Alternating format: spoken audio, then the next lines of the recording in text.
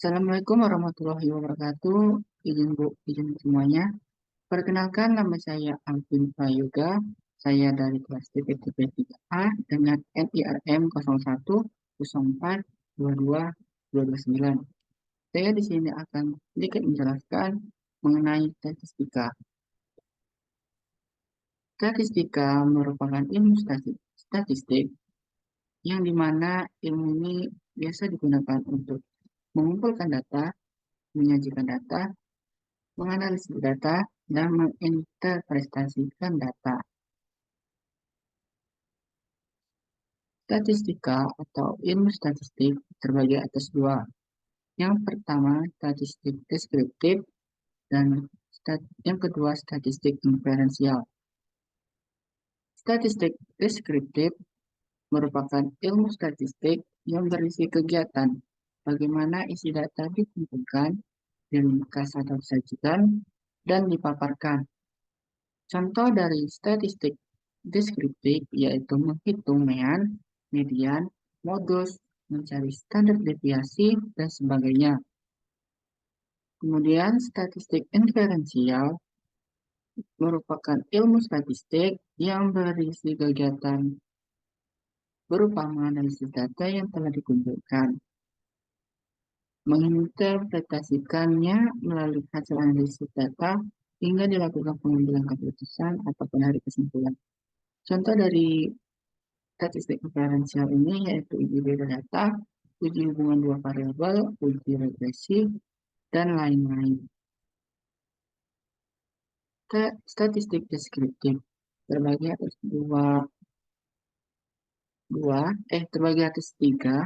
Ya. Yang pertama, distribusi frekuensi, yaitu daftar sebaran data, baik data tunggal maupun kelompok, yang diikuti dengan nilai frekuensi. Yang termasuk ke dalam distribusi frekuensi ini yaitu ada grafik dan tabel. Di mana grafik ini biasanya menggunakan data kuantitatif ataupun data kualitatif. Data kuantitatif berupa histogram, poligon, dan frekuensi. Data kualitatif berupa bar chart, pie chart, dan lain-lain. Yang kedua ada ukuran pemusatan. Ukuran pemusatan merupakan pengukuran aritmatika untuk menunjukkan suatu nilai yang memiliki nilai pusat atau sentral dari suatu gugus data. Yang termasuk ke dalam ukuran pemusatan ini yaitu ada mean, median, dan modus. Dan yang terakhir yaitu ukuran penyebaran.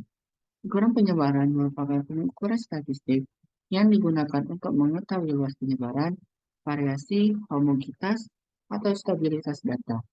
Dan termasuk ke dalam ukuran penyebaran ini yaitu ada rentang atau range, yang kedua ada simpangan kuartil, yang ketiga ada simpangan rata-rata, dan yang ketiga simpangan baku. Yang kedua ada statistik inferensial, terbagi atas dua yaitu ada parametrik dan non-parametrik. Parametrik berhubungan dengan inferensi statistik yang membahas parameter-parameter populasi, jenis data interval ataupun rasio, distribusi data normal ataupun mendekati normal. Yang termasuk dalam parameter ini yaitu ada distribusi normal, ada data interval, dan rasio. Yang kedua ada non-parametrik. Non-parametrik merupakan inferensi statistik yang tidak membahas parameter-parameter populasi, jenis data nominal atau ordinal, distribusi data tidak diketahui atau tidak normal. Yang termasuk dalam non-parametrik ini yaitu distribusi bebas dan data kontinu. Selanjutnya ada data. Data merupakan kumpulan data umum, yaitu segala informasi berupa angka maupun non-angka. Kumpulan data ini terbagi atas dua data, yaitu data kualitatif dan kuantitatif. Data kualitatif merupakan data yang dinyatakan dalam bentuk angka. Bentuk data dari data kualitatif ini berupa nominal dan ordinal. Contohnya berupa jenis kebijakan seperti petani, guru, nelayan, dan lain-lain. Selanjutnya ada jenis kelamin seperti perempuan, tingkat kepuasan seseorang seperti tidak puas, cukup puas, ataupun sangat puas. Dan yang kedua ada data kuantitatif. Data kuantitatif merupakan data yang dinyatakan dalam bentuk angka. Bentuk data ini dapat berupa data interval dan data residu. Contoh dari data ini yaitu usia seseorang, tinggi badan seseorang, jumlah bakteri, dan tingkat penjualan barang. Dengan catatan, data kualitatif tidak berupa angka, sehingga perlu diubah menjadi data kuantitatif, sehingga data kualitatif ini dapat berupa angka. Data kualitatif seperti tadi, di bagian kedua nominal. Data nominal, data yang diperoleh dengan cara kategorisasi atau klasifikasi dengan ciri-ciri posisi data setara, tidak dapat dilakukan operasi hitung.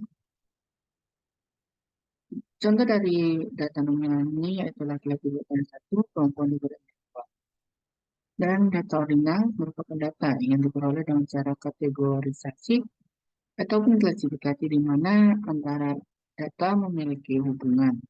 Ciri-ciri dari data ordinal yaitu posisi data tidak setara dan tidak dapat dilakukan operasi hitung. Contohnya yaitu tingkat kepuasan pelanggan seperti skor 5 untuk sangat puas, skor 4 untuk puas, skor 3 untuk cukup puas, skor 2 untuk tidak puas, dan skor 1 untuk sangat tidak puas. Data kuantitatif. Data kuantitatif berupa interval dan rasio. Data interval, data yang diperoleh dengan cara pengukuran di mana jarak antara dua titik pada skala sudah diketahui. Ciri-ciri dari data interval ini berupa tidak adanya kategorisasi, dapat dilakukan operasi hitung matematika, dan tidak memiliki angka nol. Seperti contoh temperatur suhu, di mana skala Celcius 0 derajat Celcius sampai 100 derajat Celcius. Skala Fahrenheit 32 derajat Fahrenheit sampai 212 derajat Fahrenheit. Sedangkan untuk data rasio ini merupakan data yang diperoleh dengan cara pengukuran di mana jarak antara dua titik pada skala sudah diketahui dan memiliki nilai nol mutlak. Ciri-ciri data rasio ini yaitu tidak ada kategorisasi, dapat dilakukan operasi matematika, memiliki angka 0. Sebagai contoh, 0 kg berarti tidak memiliki nilai kilogram. Populasi dan sampel. Selanjutnya kita akan membahas tentang populasi dan sampel. Di mana pengertian dari populasi ini menurut Profesor Dr. Sugiono tahun 2010, dalam penelitian kuantitatif, populasi diartikan sebagai wilayah generalisasi yang terdiri atas objek ataupun subjek yang mempunyai kualitas dan karakteristik tertentu yang diterapkan oleh peneliti untuk dipelajari dan kemudian ditarik kesimpulannya oleh sang penulis tersebut. Sedangkan menurut Dr. Handes S. Margono tahun 2004, populasi adalah seluruh data yang menjadi perhatian kita dalam suatu ruang lingkup dan waktu yang kita tentukan. Jadi, populasi berhubungan dengan data, bukan manusianya. Jika manusia memberikan suatu data, maka banyaknya atau ukuran populasi akan sama banyaknya dengan ukuran manusia. Menurut Dr. Handes S. Margono, populasi dapat dibedakan berdasarkan sifatnya, seperti yang pertama ada populasi yang bersifat homogen dan yang kedua populasi yang bersifat heterogen.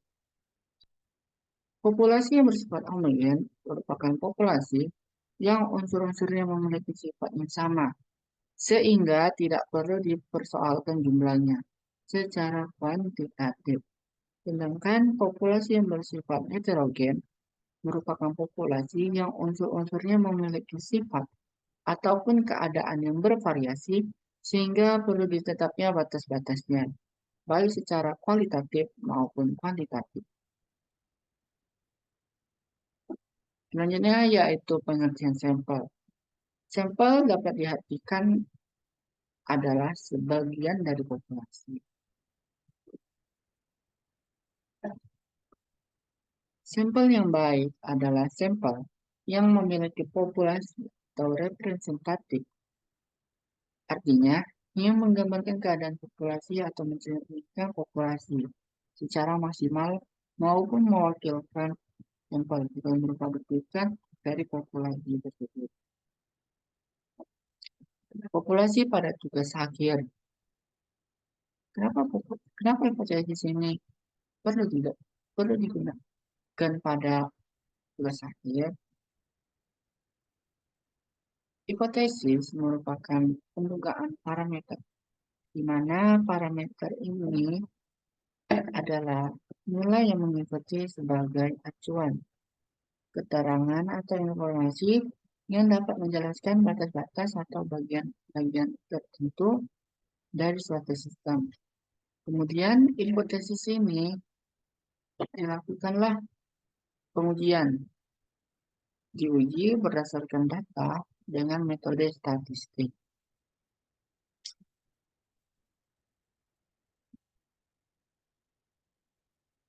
Mengapa adanya uji hipotesis?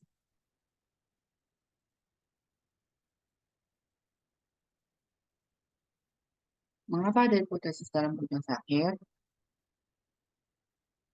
Hipotesis itu muncul ketika permasalahan suatu variabel respon di suatu populasi. Kemudian permasalahan ini dicari bagaimana solusinya. Kemudian setelah mencari bagaimana solusinya, ditemukanlah kajian pustakanya untuk mencari solusinya dengan menentukan variabel-variabel yang berpengaruh, teman seperti apa yang perlu dipilih, dan kondisi seperti apa yang dibutuhkan.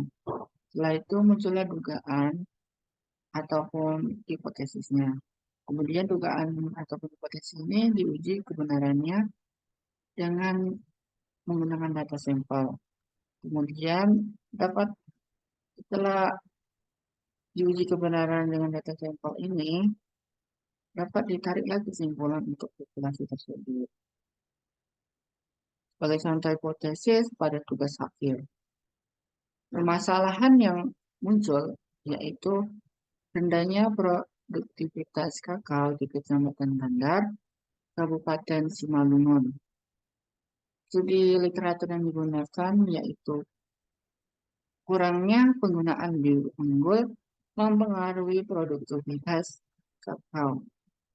Yang kedua, rendahnya tingkat pemangkasan produksi mempengaruhi produktivitas kakao. Hingga dapat muncullah hipotesis dari studi literatur ini dan permasalahannya, yaitu ada dua hipotesis. Untuk hipotesis pertama, H0-nya, penggunaan bibit unggul tidak mempengaruhi produktivitas kakao di Kecamatan Bandar. Sedangkan H1 atau hipotesis alternatifnya, yaitu penggunaan bibit unggul berpengaruh positif terhadap produktivitas kakao di Kecamatan Bandar. Hipotesis keduanya, H0, pemangkasan produksi tidak mempengaruhi produktivitas kakao di Kecamatan Bandar. Sedangkan hipotesis alternatifnya, tahap satunya, pemangkasan produksi berpengaruh positif terhadap produktivitas kakao di Kecamatan Bandar.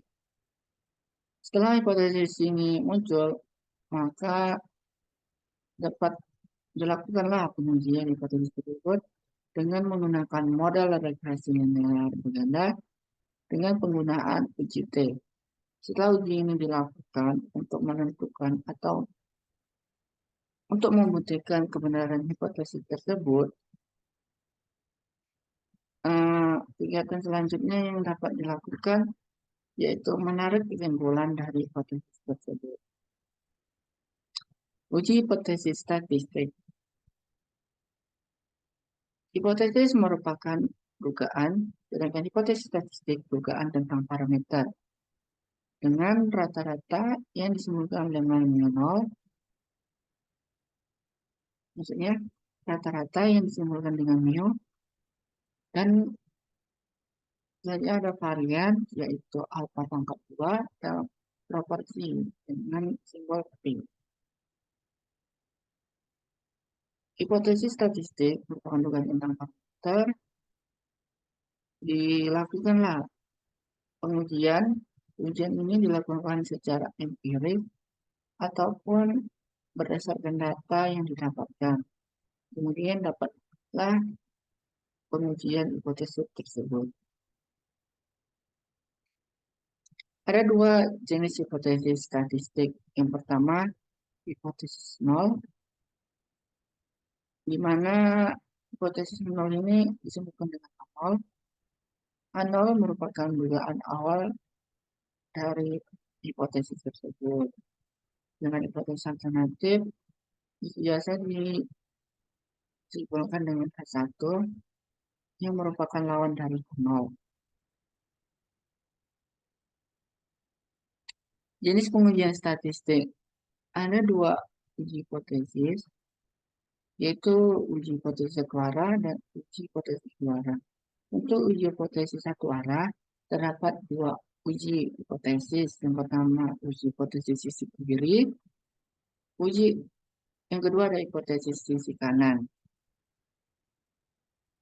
Untuk hipotesis sisi kiri, H0, O lebih besar sama dengan O0, dan H1, O lebih kecil daripada O0. Untuk contohnya, kita menggunakan uji hipotesis berat suatu produk, di mana H0 pada uji hipotesis sisi kiri, berat produk besar sama dengan 1000 gram, dan H1-nya berat produk lebih kecil daripada 1000 gram. Yang kedua, uji hipotesis sisi kanan. Untuk H0-nya, O lebih kecil sama dengan O0, H1 O lebih besar dari O0. Contohnya untuk H0, berat produk lebih kecil sama dengan 1000 gram, dan H1-nya berat produk lebih besar daripada 1000 gram. Untuk uji hipotesis selanjutnya ada uji hipotesis dua arah. Ciri dari hipotesis dua arah ini adalah menggunakan atau mengandung sama dengan, misalkan H0, O sama dengan O0, dan H1-nya O tidak sama dengan O0. Untuk contoh, H0 berat produk sama dengan 1000 gram, dan H1 berat produk tidak sama dengan 1000 gram. Contoh penentuan H0 dan H1 pada pengujian hipotesis. Ada beberapa contoh. Yang pertama, menurut seorang ahli sosial, kependudukan rata-rata pengeluaran penduduk desa per bulan kurang dari 3 juta. Apakah hal itu benar? Untuk menentukan atau menyimpulkan bahwa hipotesis ini benar atau tidaknya, kita melakukan pengujian. Untuk pernyataan pertama ini melakukan pengujian secara satu arah, berupa arah kiri, di mana anolnya mu lebih besar sama dengan 3 juta, sedangkan H1-nya mu lebih kecil daripada 3 juta. Untuk contoh kedua, menurut seorang penyuluh, porsi petani yang sudah menerapkan teknologi pemupukan berimbang pada lahan sawit adalah lebih dari 30%. Apakah hal itu benar? Untuk menentukan hipotesis ini benar atau tidak, kita dapat mengujinya melalui pengujian satu arah, yaitu arah. Maka H0-nya P lebih kecil sama dengan 30%, H1 P lebih dari 30%. Kenapa P? Karena pada pernyataannya disebutkan proporsi. Sedangkan proporsi itu simbolnya P. Sedangkan untuk pernyataan pertama rata-rata, maka simbol yang digunakan yaitu mu. Selanjutnya kita lanjut ke pernyataan ketiga atau bentuk ketiga. Menurut seorang pekebun, rata-rata pohon karet terhadap suatu outlining adalah 60%. Apakah hal itu benar? Untuk menentukan kebenarannya, kita melakukan pengujian dua arah. Karena di pernyataan terdapat rata-rata, maka H0-nya mu sama dengan 60, nah H1-nya mu tidak sama dengan 60. Pernyataan yang keempat atau contoh keempat, nilai rata-rata statistik hasil ujian akhir semester mahasiswa teknologi produksi tanaman kebunan atau TPTP minimal 80%. Apakah hal ini benar? Untuk menentukan kebenarannya kita melakukan pengujian suara yaitu arah kiri. H0 mu sama dengan mu lebih besar sama dengan 80 dan H1-nya mu lebih kecil daripada 80. Untuk contoh kelima, sebuah minuman karet bertuliskan berisi 200 ml, namun Anda tidak percaya dan mengatakan bahwa isinya kurang dari itu. Maka kita dapat melakukan pengujian satu arah yaitu arah kiri. Dengan H0, mu lebih besar sama dengan 200 ml dan H1-nya mu lebih kecil daripada 200 ml. Untuk contoh terakhir ataupun contoh keenam, seorang dosen mengatakan bahwa rata-rata nilai yang diperoleh mahasiswa di ujian mata kuliahnya tidak ada yang lebih dari 30. Apakah itu benar? Kita dapat melakukan pengujian satu arah yaitu arah kanan dengan H0 mu lebih kecil sama dengan 70 dan hasilnya mu lebih besar daripada 70. Untuk melakukan pengujian hipotesis, terdapat prosedur pengujian hipotesis. Yang termasuk dalam prosedur pengujian hipotesis ini yaitu kita tentukan dulu hipotesis nolnya atau H0-nya dan hipotesis alternatifnya atau H1. Kemudian kita tentukan tahap signifikasinya atau alfanya. Kemudian kita hitung nilai dari statistik uji. Selanjutnya kita dapat melakukan penentuan wilayah kritis atau wilayah tolak H0. Dan yang terakhir kita ambil keputusannya. Apakah hipotesis ini kita tolak H0-nya atau gagal tolak H0-nya? Jika tolak H0, maka hipotesis alternatifnya kita terima. Sedangkan gagal tolak H0, kita menerima hipotesis H0-nya atau hipotesis H0-nya. Statistik uji.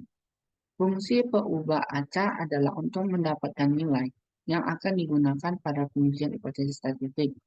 Sebagai contoh, uji hipotesis rata-rata untuk jumlah sampel besar dan varian populasi tidak diketahui. Maka kita dapat melakukan pengujian dengan pengujian statistik uji. Dengan rumus dari statistik uji ini yaitu Z sama dengan X bar dikurang mu 0 per X per akar M. Terdapat populasi dari suatu sampel, dari suatu daerah. Populasi dari daerah tersebut kita ambil sampelnya beberapa dari populasi tersebut. Kemudian kita hitung sampelnya dengan menggunakan rumus dari uji statistik uji Z dengan rumusnya yaitu Z hitung sama dengan X bar dikurang mu 0 per S per akar N. Ada pun contoh lain dari uji statistik ini ada uji T, F, ataupun X pangkat 2. Tergantung tergantung dari hipotesis tersebut mengenai parameter apa.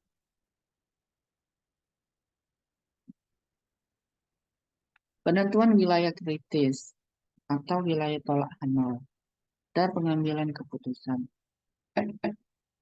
Hipotesis satu arah kiri. A0 mu lebih besar sama dengan mu 0, A1 mu lebih kecil daripada mu 0. Untuk uji hipotesis satu arah ini, area Z hitung dan area tolak hitung, maksudnya area tolak A0 berada pada posisi arah kiri dan gagal tolak nolnya berada di arah kanan. Maka min Z hitung lebih kecil daripada min Z alpha. Dan p-value-nya P Z lebih kecil daripada min Z hitung, p-value-nya lebih kecil daripada alpha. Maka keputusan yang kita ambil adalah keputusan tolak nol.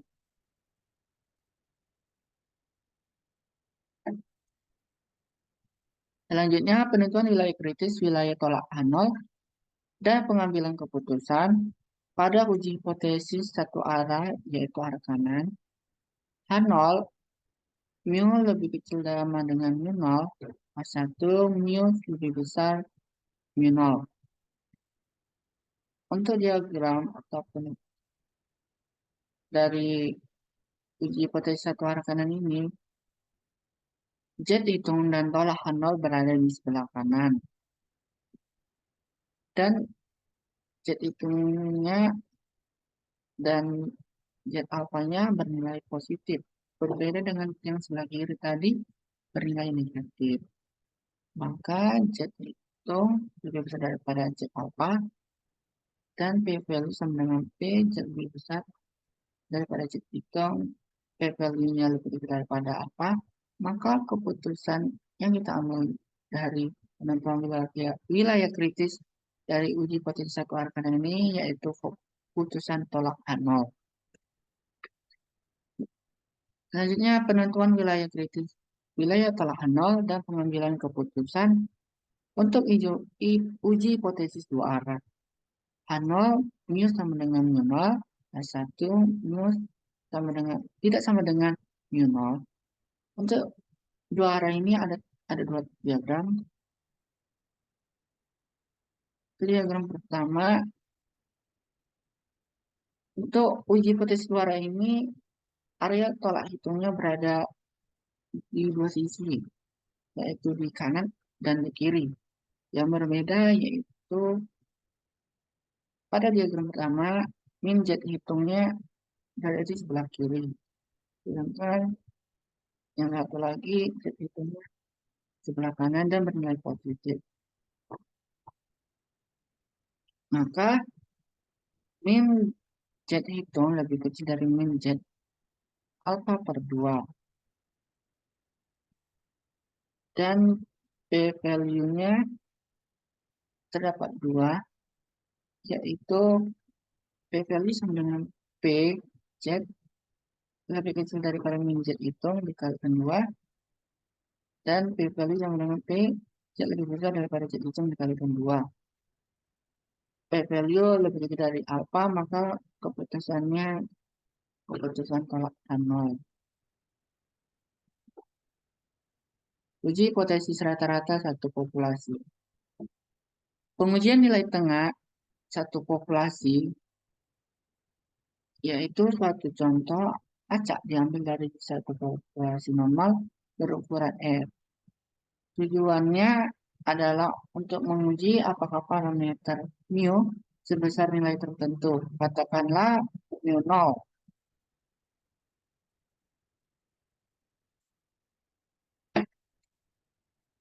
Adapun cara pengambilan keputusannya yaitu untuk hipotesis dua arah H0 mu 0 H0-nya yaitu mu sama dengan mu 0, H1-nya mu tidak sama dengan mu 0. Maka tolak H0 jika nilai statistik uji lebih besar dari nilai kritis alfa per 2. Selanjutnya ada hipotesis satu arah. Terdapat dua hipotesis. Yang pertama, H0 sama dengan mu lebih kecil sama dengan 0. Dan H1-nya mu lebih besar daripada mu 0. Maka tolak H0. Jika nilai statistik uji lebih besar dari nilai kritis alfa. H0 untuk hipotesis kedua, H0 mu lebih besar sama dengan mu 0 dan H1-nya mu lebih kecil dari mu 0. Maka tolak H0. Jika nilai statistik uji lebih kecil min nilai kritis alfa.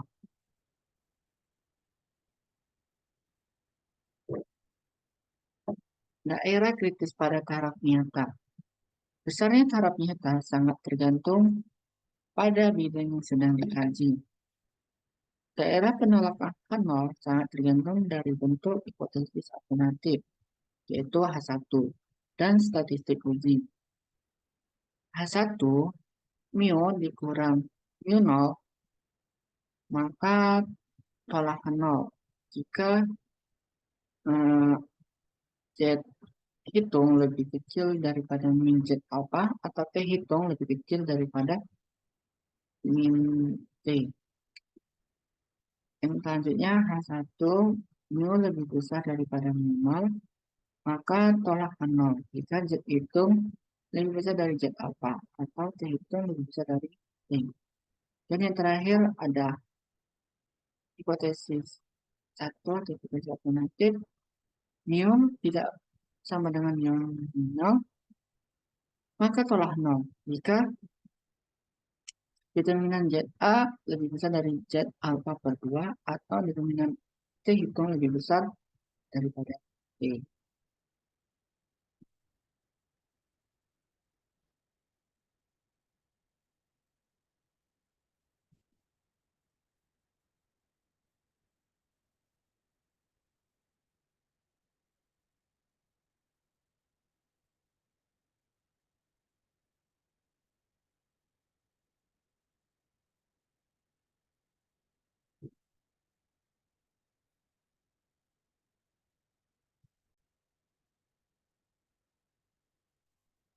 Selanjutnya yaitu uji hipotesis rata-rata dua populasi atau sampel independen.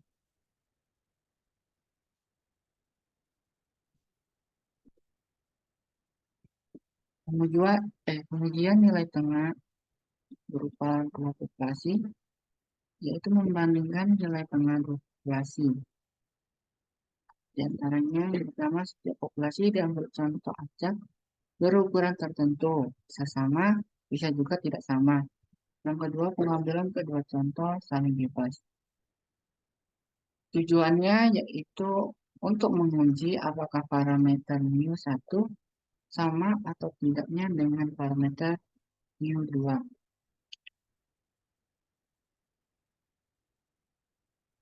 Uji hipotesis rata-rata dua populasi atau sampel independen. Untuk hipotesis dua arah, H0 mu1 ukuran mu2 sama dengan D0. Mu1 hipotesis 1 atau hipotesis alternatif mu0 dikurang mu2 tidak sama dengan DO. Maka tolak 0 jika nilai statistik uji lebih besar daripada nilai kritis alfa per 2. Selanjutnya hipotesis satu arah, yaitu arah kanan. H0-nya mu1 dikurang mu2 lebih kecil sama dengan D0. H1 mu1 dikurang mu2 lebih besar daripada D0, ya D0. Maka tolak 0 jika nilai statistik uji lebih besar daripada nilai kritis alfa. Dan yang terakhir yaitu hipotesis satu arah kiri. H0 mu1 dikurang mu2 lebih besar sama dengan D0. H1 mu1 dikurang mu2 lebih kecil daripada D0. Maka tolak H0 jika nilai statistik uji lebih kecil sama dengan nilai kritis alfa.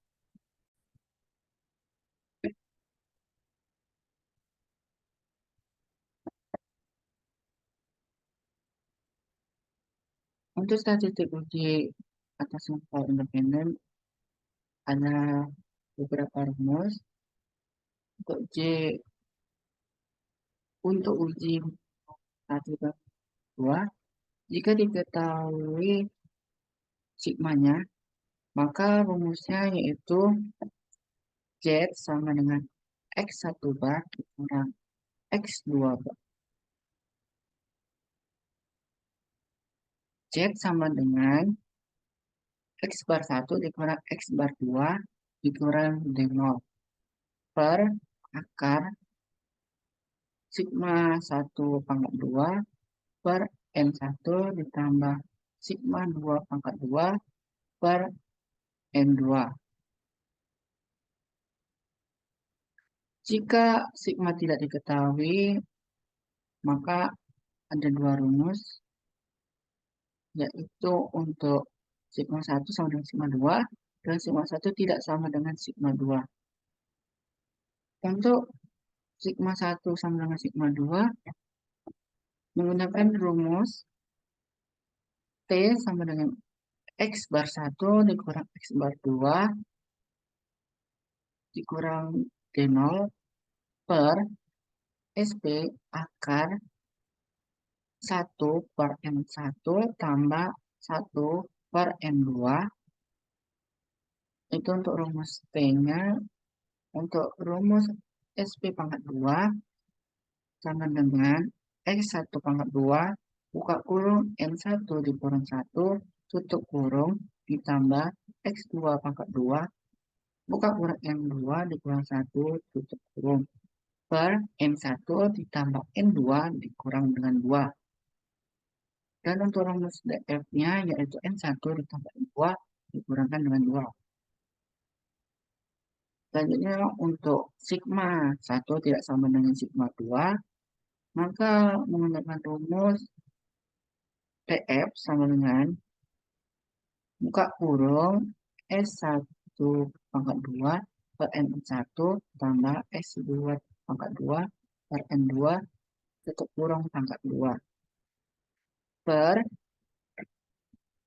buka kurung N1 pangkat 2 tambah N1 pangkat tutup kurung di pangkat 2 kan per N1 dikurang 1 ditambah buka kurung S2 pangkat 2 per N2 tutup kurung pangkat 2 per N2 dikurang 1. Dan untuk rumus T-nya buka kurung X bar 1 dikurang X bar 2 tutup kurung dikurang D0 per akar dari S1 pangkat 2 per N1 ditambah S2 pangkat 2 per N2.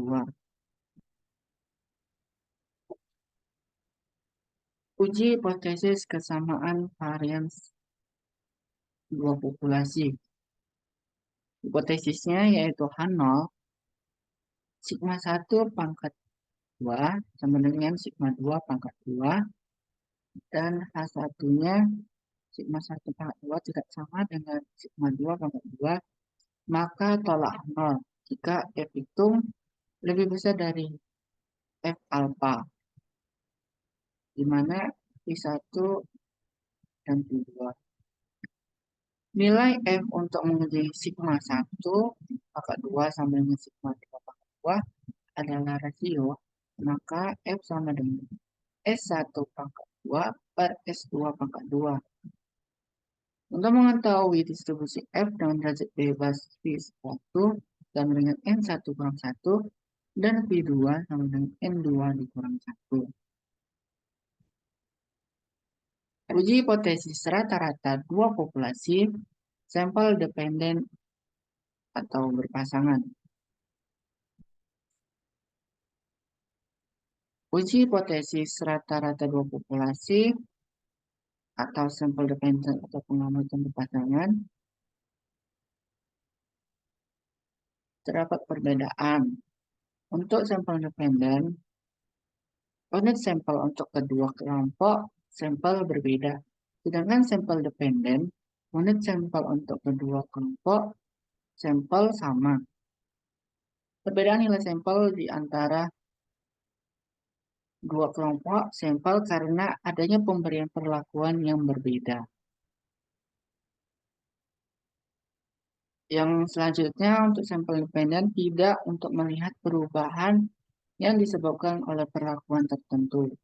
Gunakan sampel dependen pengamat untuk sampel dependen untuk melihat perubahan yang disebabkan oleh perlakuan tertentu. Ada sampel dependen, contohnya yaitu menguji perbedaan rata-rata produktivitas dua jenis varietas tanaman tertentu. Gunakan sampel dependen untuk menguji apakah teknik pengendalian hama tertentu berpengaruh terhadap tingkat serangan hama pada suatu populasi tanaman. Uji hipotesis rata-rata dua populasi. Untuk hipotesis dua arah A0 mu D sama dengan D0. 1 mu D tidak sama dengan D0. Maka tolak A0 jika determinan nilai statistik uji lebih besar daripada nilai kritis alfa per 2. Hipotesis satu arah kanan. H0 mu D lebih besar, mu D lebih kecil sama dengan D0. H1 mu D lebih kecil, lebih besar daripada D0.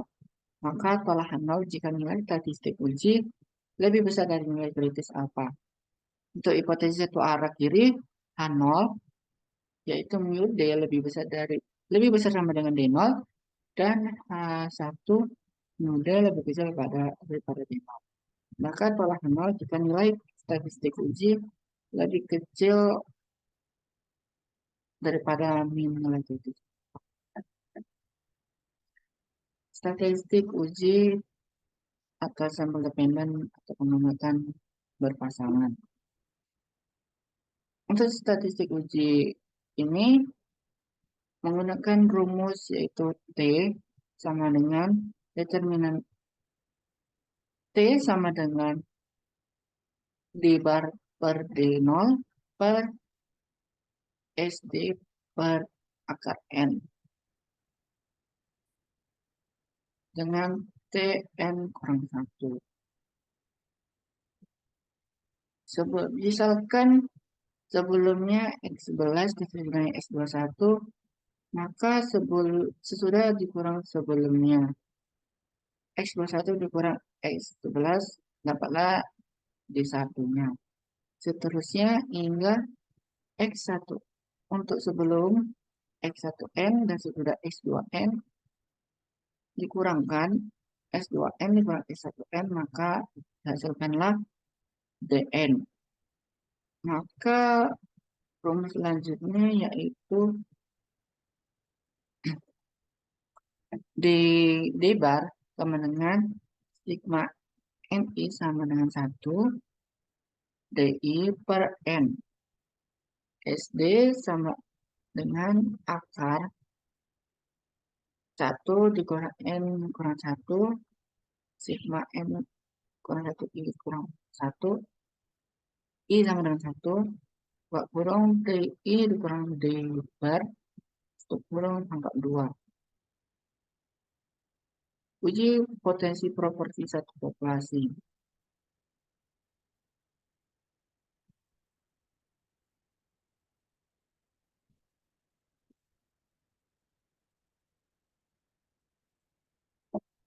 Uji hipotesis proporsi satu populasi untuk hipotesis dua arahnya A0 P sama dengan P0.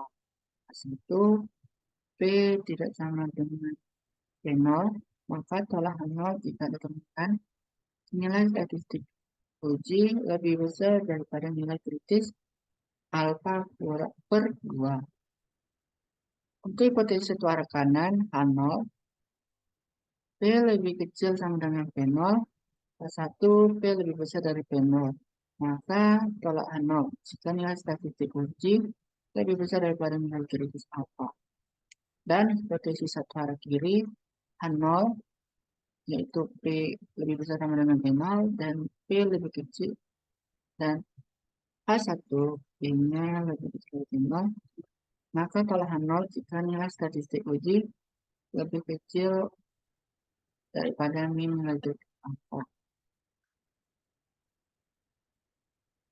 Untuk hipotesis proporsi ini menggunakan rumus Z sama dengan P bar dikurang P0 per akar P0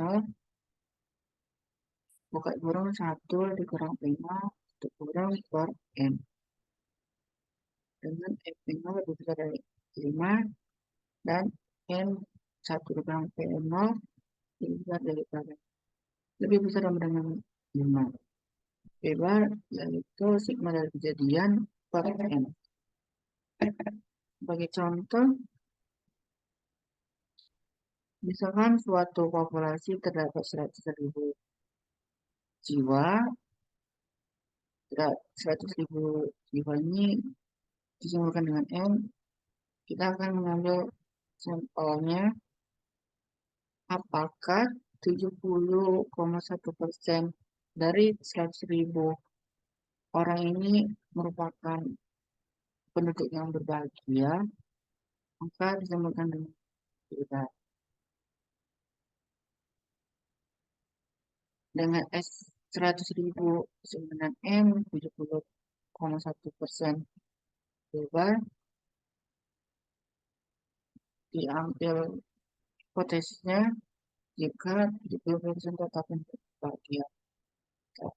Maka analnya P lebih kecil sama dengan 70%, A1 P lebih besar daripada 70%. Maka untuk rumus ini kita gunakan, yaitu rumus Z sama dengan P bar dikurang P0 per akar P0 buka kurung 1 dikurang P0 tutup kurung per N. Maka 0,701 dikurang 0,7 per akar 0,7 buka kurung 1 dikurang 7 tutup kurung per 100.000, maka dapat hasilnya yaitu 0,62 dengan 0,62. 0,62 ini yaitu Z hitungnya. Jika dimasukkan ke grafik, maka Z hitung lebih kecil daripada Z tabel. Maka gagal tolak angka. P-value-nya lebih besar daripada 0,05. 0,05 ini tadi yaitu taraf signifikasi. Maka gagal tolak 0. Maka dapat kita simpulkan bahwa belum cukup bukti untuk mengatakan bahwa proporsi warga yang berbahagia lebih besar daripada 70%. Selanjutnya yaitu ada analisis korelasi.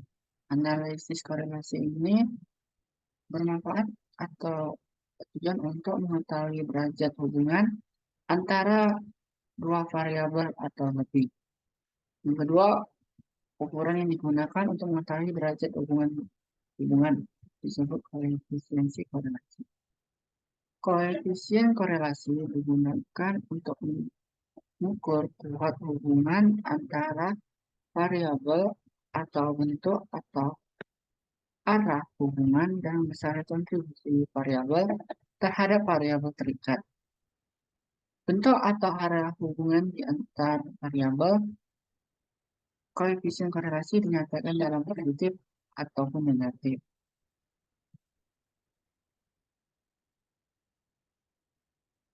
Tabel koefisiensi korelasi.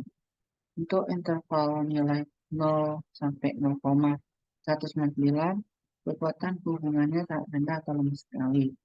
Untuk 0,200 sampai 0,399, rendah atau lemah. Untuk 0,400 sampai 0,599, hubungan kekuatannya sedang atau cukup. Untuk 0,600 sampai 0,799, kekuatan hubungan tinggi atau kuat. Untuk 0,800 sampai 1,600, kekuatan hubungan sangat tinggi atau kuat sekali. Analisis korelasi sederhana. Untuk menguji hubungan antara satu variabel bebas dan satu variabel terikat. Terdapat dua analisis korelasi sederhana, yaitu ada person product moment dan Sparman rank. Untuk person product moment digunakan untuk menguji hubungan antara dua variabel yang berbentuk interval ataupun rasio. Sedangkan Sparman rank digunakan untuk menguji hubungan antara dua variabel yang berbentuk ordinal. Untuk person product moment, rumus dari person product moment ini yaitu RYX sama dengan N sigma XY dikurang sigma YX dikali sigma Y per akar buka kurung kurawal kurung N sigma X2 dikurang buka kurung X sigma X tutup kurung pangkat 2 tutup kurung sigma kurawal tutup kurung kurawal buka kurung kurawal buka kurung N sigma Y pangkat 2 tutup kurung dikurang buka kurung sigma Y tutup kurung 2 tutup kurung pangkat 2 kurung kurawal.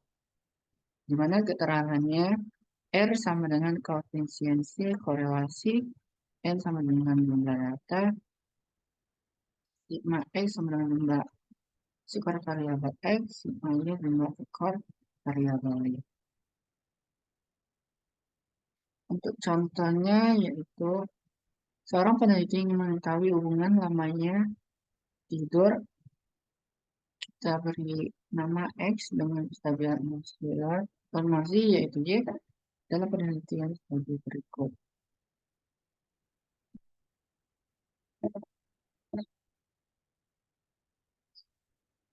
Untuk menentukan persen produk kita ada beberapa cara ataupun tahapan. Yang pertama, menentukan hipotesis. Dari tabel di atas, H0 sama dengan tidak terdapat hubungan antara lama tidur dan kestabilan emosi. Kemudian, hipotesis alternatifnya terdapat hubungan antara lama tidur dan kestabilan emosi. Yang kedua, kita menghitung data yang dibutuhkan. Untuk ini kita hitung X-nya, Y, X kali Y, X pangkat 2, dan Y pangkat 2. Selanjutnya kita sigmakan atau kita jumlahkan semua dari nilai yang dicari. Sigma dari X yaitu 1090, sigma dari Y 770, sigma dari X Y 90.550, sigma X pangkat 2-nya yaitu 143.300, sigma dari pangkat 2-nya 61.400. Maka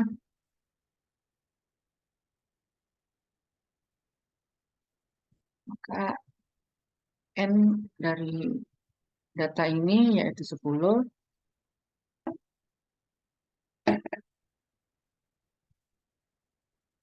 Kemudian kita menghitung korelasi produk moment. N-nya 10, sigma X 10, sigma X 1090, sigma Y 770, sigma X Y 90, sigma X pangkat 2 143.700, sigma 2 sigma Y pangkat 2 61.400. Kita masukkan ke rumus.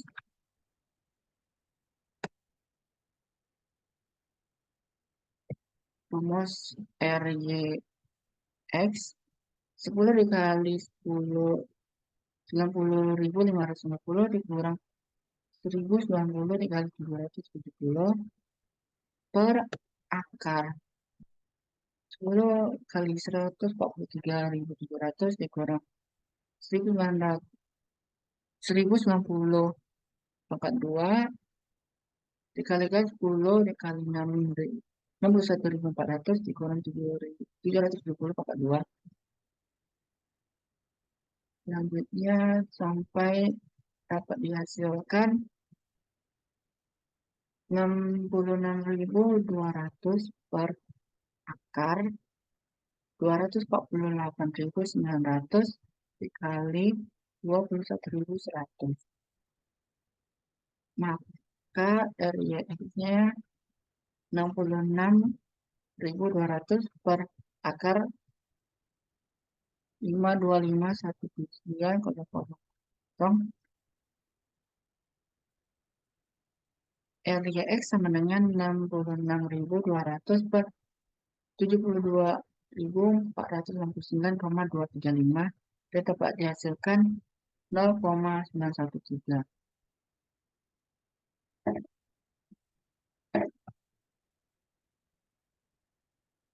Kemudian yang keempat, menentukan kriteria. Jika R hitung lebih kecil sama dengan R tabel, maka H0 diterima. Jika R hitung lebih besar daripada R tabel, maka H0 ditolak. Kemudian yang kelima, menentukan R tabel. Taruh signifikasi alfa sama dengan 0,05, TF-nya N dikurang 2, dikurang, maksudnya ada dua kolom, sama dengan 10, karena ada 10 data, dikurang 2 sama dengan 8. Tabelnya 0,632. Kemudian kita membandingkan R hitung dan R tabel. R hitungnya 0,913 lebih besar daripada R tabel, di mana nilainya 9,632. Maka H0 ditolak. Maka kita dapat menarik kesimpulan, yaitu terdapat hubungan yang positif antara lamanya waktu tidur dan kestabilan emosi.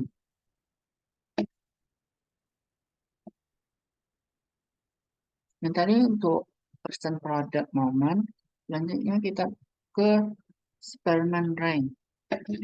Rumus Spearman rank R rho sama dengan 1 dikurang N sigma T kuadrat per N kurang N pangkat 2 dikurang 1 tutup kurung.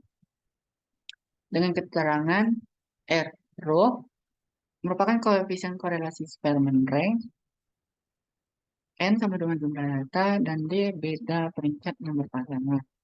Untuk contohnya yaitu, seorang peneliti ingin mengetahui hubungan hasil ujian statistik X dengan hasil ujian MATPAN Y dalam penelitian sebagai berikut.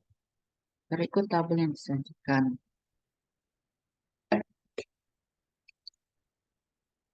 Untuk melakukan atau menghitung Spearman rank, kita terlebih dahulu menentukan hipotesisnya. H0 sama dengan tidak terdapat hubungan antara ujian statistik X dengan hasil ujian MATPAN Y.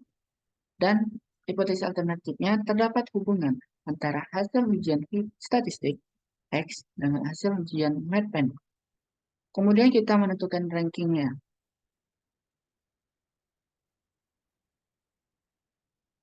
Untuk ranking X, terdapat ranking ada yang 2, 5,5, 1, 8, 5,5, 7, 3, 4, 9, dan 10. Untuk ranking Y, ada 3, 5, 1, 7,5, 3, 10, 3, 6, 7,5, dan 9. Ranking ditentukan dari nilai terkecil sampai terbesar. Kemudian kita menghitung data yang diperoleh. Dari tabel tersebut kita dapat menentukan D-nya. D ini berasal dari rank X dikurangi rank Y. Dari data 1 sampai 10 maka didapatkan D-nya yaitu min 1, min 0,5, 0, 0,5, 0,5, min 3, 0, min 2, 1,5, dan 1. Kemudian dari D ini kita pangkatkan 2. Sehingga dapat dihasilkan yaitu 1, 0,25, 0, 0,25, 6,25, 9, 0, 4, 2,25, dan 1. Jumlah dari D kuadrat ini yaitu 24. Maka kita akan menghitung errornya. Error sama dengan 1 dikurang 6 dikali sigma D kuadrat per,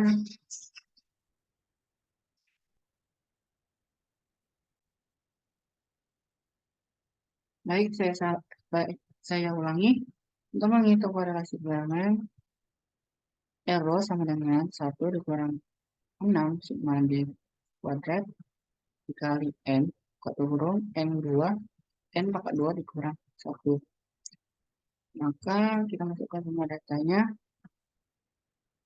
1 dikurang 6 dikali 24 per 10 dikurang 10 pangkat 2 dikurang 1.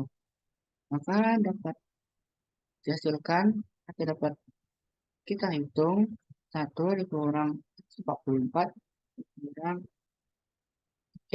per 10 kali 100 dikurang 1 sama dengan 1 dikurang 144 per 990, maka hasilnya 0,854. Kemudian kita menentukan kriterianya. Jika R hitung lebih kecil sama dengan R tabel, maka H0-nya kita terima.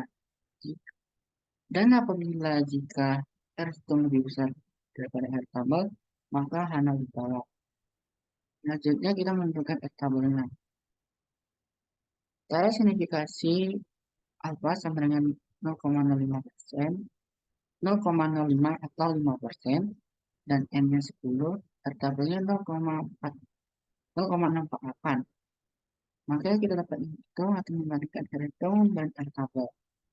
R hitung 0,854 lebih besar daripada R tabel 0,648, maka H0 ditolak. Maka dapat kita simpulkan bahwa terdapat hubungan yang positif antara hasil ujian statistik dan hasil ujian metodologi penelitian. Sekian dari saya. Saya mohon maaf apabila ada kesalahan kata yang saya sampaikan. Wabillahi taufiq wal hidayah. Wassalamualaikum warahmatullahi wabarakatuh. Terima kasih semuanya.